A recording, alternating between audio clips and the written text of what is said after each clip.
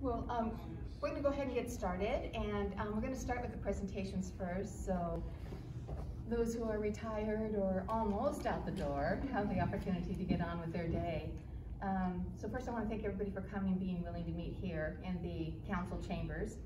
And I think we're going to go ahead and start with you, Steve. Do you mind coming? We'll social distance here, but do you mind coming up and we can do a little presentation here? Sure. I have to say, Steve, that I had shown up at the treatment plant the week I think that you were retiring, but you were taking vacation. You were already out the door. Mm-hmm. So I didn't have a chance to say goodbye to you. Yeah, I didn't Good really. luck and congratulations. I didn't have a chance to do any of that. Mm-hmm. So we're doing that now. We said that we would do the presentation once things settle down. Hasn't happened, not really, but we're better aware of what's happening than we did back then. So, so Steve, I'm going to turn this over actually to your director, your supervisor, and he's going to do a little presentation here.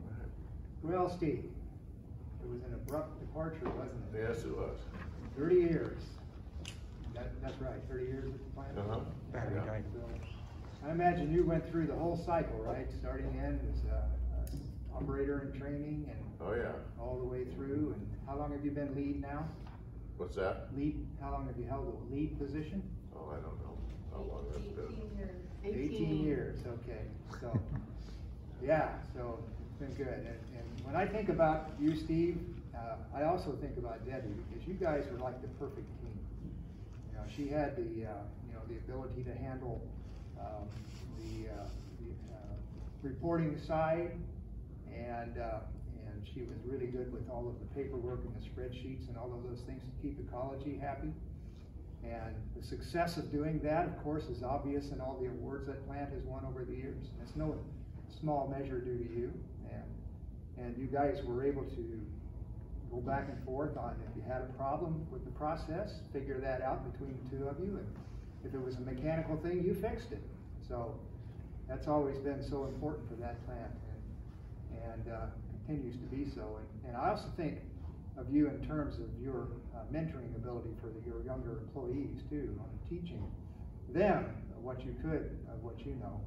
And I don't know, I guess Ralph didn't come up, but you know, that's been a good team there too, between you and him. And it wasn't really thought that it was going to happen, but he was able to step into your role and take over, and is doing a good job with that, because he was actually planning to retire too. So, but we appreciate what you've done over the years, Steve, and this award is a small recognition for that, but nonetheless, we're grateful that we had you for those years.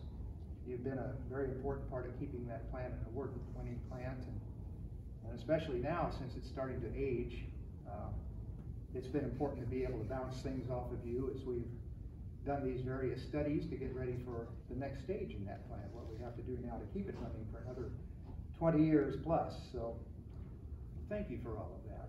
Sorry your wife couldn't be here to share. Yeah, she's happy though. She's watching our little granddaughter. Yeah, and what better reward to retire and have a granddaughter to take care of and train for the next generation. So thank you very much. Thank you. So I want to present this to you, or we do, from the city of Sedro-Woolley. And this says it says in recognition for outstanding service, Steve Huizinga. Am I saying your name correctly? Huizinga. Huizinga, thank you. Wastewater treatment plant, April 30th, 1990 to April 30th, 2020. That's impressive, 30 years. In grateful appreciation for the 30 years of dedication and commitment to excellence, thank you for going above and beyond, Steve, and serving the citizens of Sedro-Woolley and making this a better place to live. With sincere gratitude on behalf of the people of the city of Sedro-Woolley, thank you very much. Thank you. Yeah.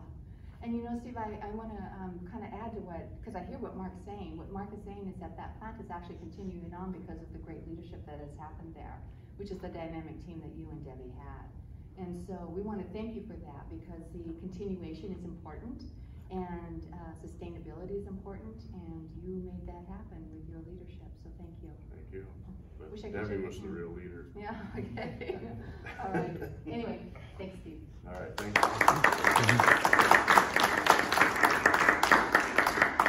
Hey, Debbie, I'll have you come up. So I've actually known Debbie for a long time. We worship together, raised our kids together, we've been neighbors. You know, Debbie's been involved in, oh my gosh, Beta, Habitat for Humanity, Church Council. Gosh, Debbie, what all have you volunteered? You just stayed steady. So not just within the wastewater treatment plant has she been a great leader, but even within the community, she's been an outstanding leader and been very dedicated and loyal. So when I talk about these different organizations that she's been a part of, it's not like 1 year or 2 years. This has been many, many years that she was raising her children. So great energy, a brilliant woman, great sense of humor. She knows how to balance that, which is it's a sign of a great leader, that balance that what needs to be done and still have the heart and the compassion. So balancing the two is very important. So Debbie, I want to thank you. We're going to miss you. Okay. Debbie, 38 years. Long time. It's a long time. And I suppose you've seen every aspect of the project coming up through the plant, and started in at the OIT and through all of the ranks, and now are an operator 3 and have been superintendent. How many years have you been? 18 in the supervisor role. Okay, so you and Steve promoted basically at the same time. Yep. So exactly. you went through a leadership transition back then too. Now, did you have as good a handoff at that time as you've made possible with this particular? It was very different back then because the plant didn't have all the regulatory compliance paperwork that we do today. So it was a different transition. Steve can account for as well. Okay. So, but yes, I hopped into the hot seat, feeling comfortable, but a little, lot to learn as well. Well, when I thought a little bit about you and what I might say this morning, and really 3 words came to mind, and Julie has already mentioned one of them. That's compassionate. But the other ones that I think of are also C's, and the first one is competent. I came in here with a fair amount of treatment plant experience from constructing them, but not really operating them so much. I had built one over in Colville from ground up, and the operators took it over, so I didn't really get involved in that part. So for me, when I got here, the focus was really more on transportation and your collection lines, and that's what we did for, I don't know, 5, 6, 7 years here. And the treatment plant, while we talked about it a lot, and you warned me there were things coming, we weren't really doing so much in there. You were doing the normal maintenance and keeping it running. And your competency and your professionalism really have allowed us to continue to perform in an award-winning manner through the life cycle of this plant. We're basically at 21 years now. They're generally designed for 20 years, and it's still operating well. Now, we've had some challenges. We don't know if it's climate change or what, but we're getting these peak flow events now that certainly challenge that plant from a flow standpoint.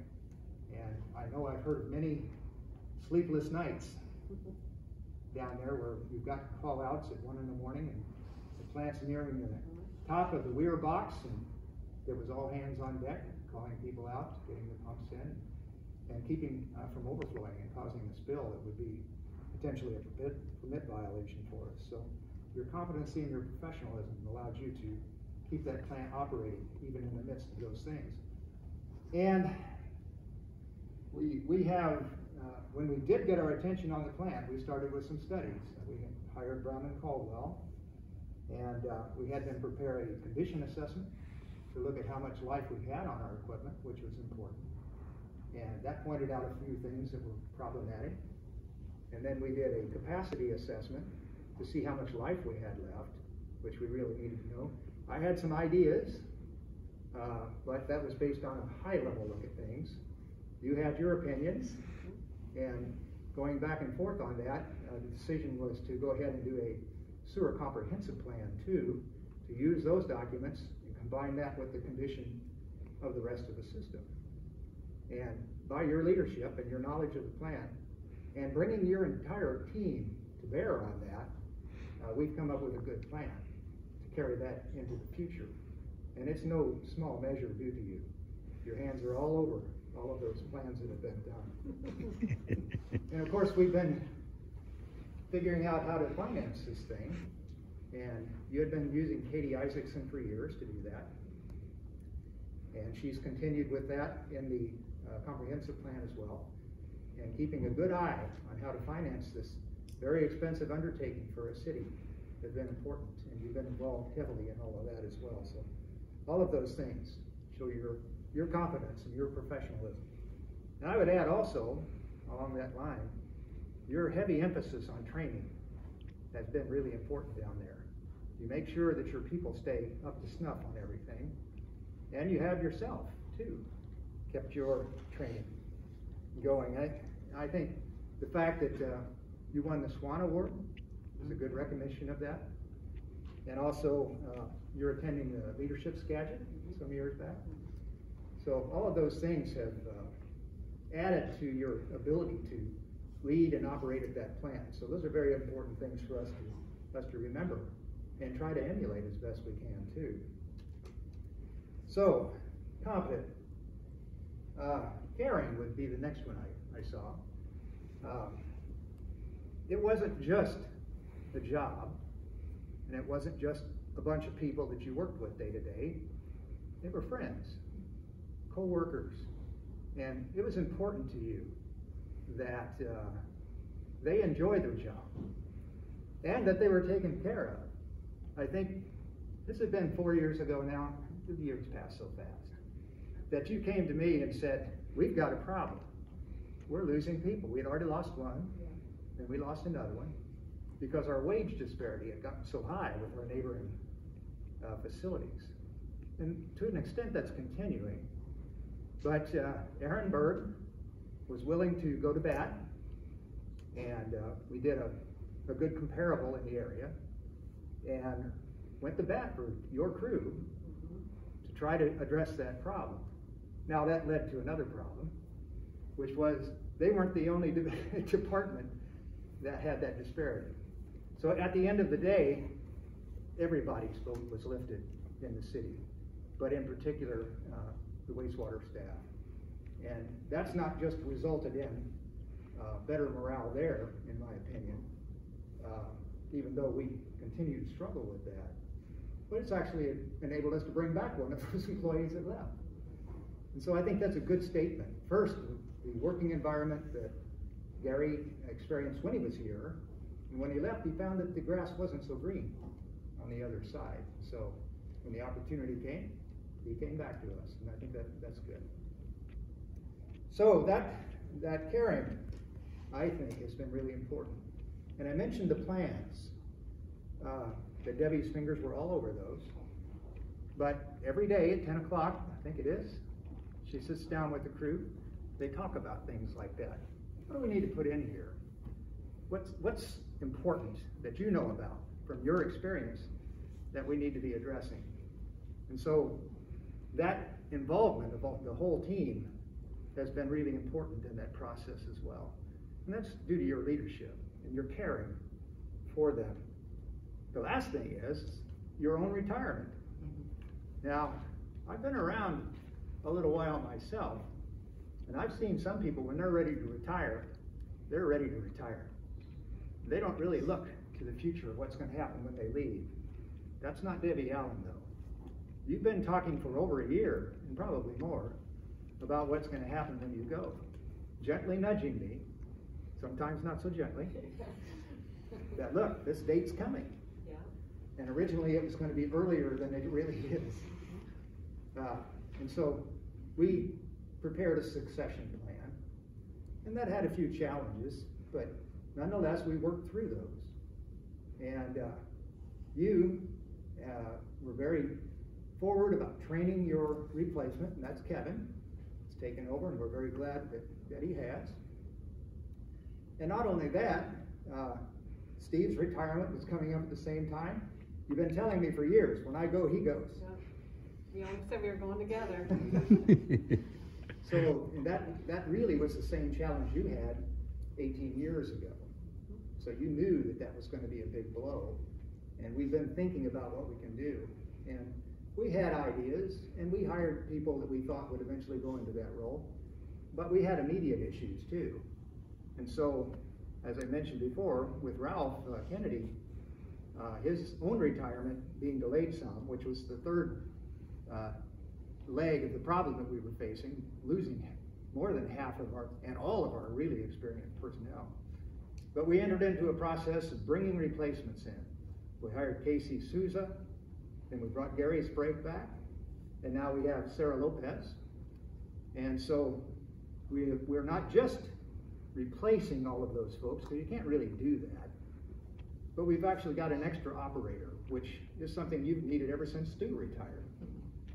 So you're leaving this operation in an optimal shape, in my opinion. Best I've seen, by far. And so that's your leadership. You're caring, not just about your people, but about the mission of your operation, which is providing that clean water. I remember the first 6 or 8 years when we had our meetings like this before council. Doug would always ask the question, how's the water today? How many gallons? How many gallons, you know? So that, and it doesn't sound like much, but it's pretty huge. You know, that water, when it comes in, is polluted. And it cannot go directly into the streams. And we're not allowed to do that by our permit. So treating that water properly is a huge public safety thing. And really, treatment is one of the things that make modern civilization. A lot of people don't know that. But that's the difference between a modern city and one 2,000 years ago that may have also had 1 million people in it. Because that was an unhealthy place. Here, even in towns of 5,000 and more, and even less, you have modern treatment plants. And if they're run properly, they keep the water clean, they keep people from getting sick, babies from dying regularly from cholera and those things like that. So that's your caring and your part. And the third part that Julia already talked about was your compassion. You know, you didn't ever just look at this job as something to get up and grudgingly do in the morning. You always approached it from the aspect of what can I do to make it better today? And that was noticed. I know everybody feels that way about it. But it isn't just that. Because you're retiring after 38 years, after all this training, after all this passion for doing that mission. What do you do next? Well, I think your compassion and some of the things that Julie already mentioned, they give us that answer. You know, you're going to continue to be in Habitat for Humanity for sure. You know, and Homeless Connect is another thing that you've been involved with, which I've had a little bit to do with as well, and many other things that I don't even know about. But your compassion, that will not diminish. In fact, you now have a new outlet. You have the blessing of additional time to do those things. Yeah. So for your competence, for your caring, and for your compassion, I personally thank you. And I wish you all the best, you know, as you go forward in the next stage of your career. So thank you. Thanks. That was lovely, Mark. Thank you. And well deserved. Actually well deserved. So Debbie, you're going to be missed, but I also know that it's well-deserved time that's coming. It is much well-deserved time that's coming. I know you and Jim have a trip that's planned. I don't know if it's a road trip, but I know you have a trip that's coming up. Send postcard. so we know what's happening. So we have a couple things here for you, Debbie. Actually, give you your box, Steve. I'll give you your box here at the end. Okay. So we have an award for you, Debbie. And I have my glasses on, so I know that's later. Wipers on my glasses. It says in recognition of outstanding service, Debbie Allen, wastewater treatment plant supervisor, May 17th, 1982 to August 31st, 2020. In grateful appreciation for 38 years of dedication and commitment of excellence that you have provided for us, Debbie. Thank you for your ongoing, above and beyond service to the citizens of Sedro-Woolley and making this a better place to live. With the sincerest of gratitude and on behalf of the people of this great city. Thank you for all you do.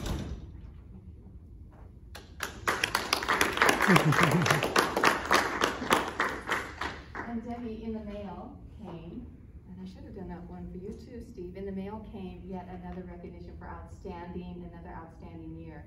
I gotta tell you though, I was a little disappointed because they said that this is the second year in a row, and I thought, I don't think so.